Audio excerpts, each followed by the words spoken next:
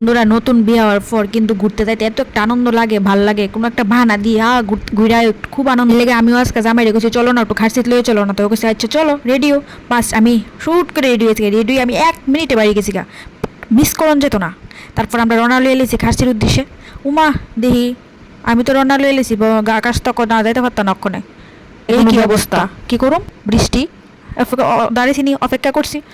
বৃষ্টি তো আর কমে না, বৃষ্টি কমে না কমে না কমে না।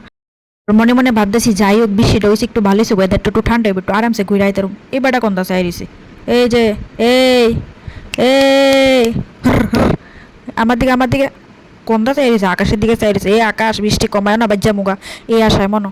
তারপর বৃষ্টিটা মনে একটু কমবো কমবো, আমরা তাড়াহুড়া করে বাড়িতে তাইছি, প্ল্যান করছি না কি খামু কি কিনুম।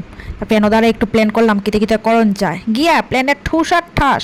কি প্ল্যান, কিচ্ছু প্ল্যান নাই, সব বৃষ্টির লাগে ধুয়ে গেছে গা।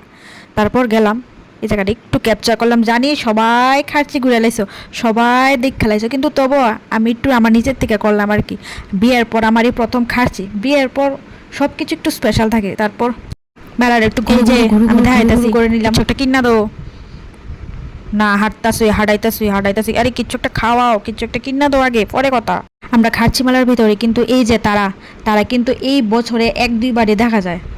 খার্চি মেলার ওই জায়গাটা যায় মনে হয় যে না এটা একটা মানে খার্চি মেলা মেলা একটা ফিল আসে, সবাই একসাথে বসাদু তারা, একটা অন্যরকম ভাইব আসে। মানে স্পেশাল স্পেশাল একটা জায়গা, যেমন এই জায়গাটা এই যে ঠাকুরের এই মন্দিরটা খুবই দুর্দর্শ হলো। এই যে এই সাধু বাবা তারা এই খার্চি মেলার উপলক্ষে তাদের একসাথে দেখা খুবই একটা সৌভাগ্যের ব্যাপার, সবাইকে একসাথে মেলা টেলা ঘুরে সব কিছু দেখা সারা। তারপরে একটা আইসক্রিম খাইলাম, খুবই টেস্টি। হাঁটতে হাঁটতে যাচ্ছে আমার সাথে একটা আইসক্রিম খাওয়া, এরপরে আবার বাড়িতে বললাম শেষ।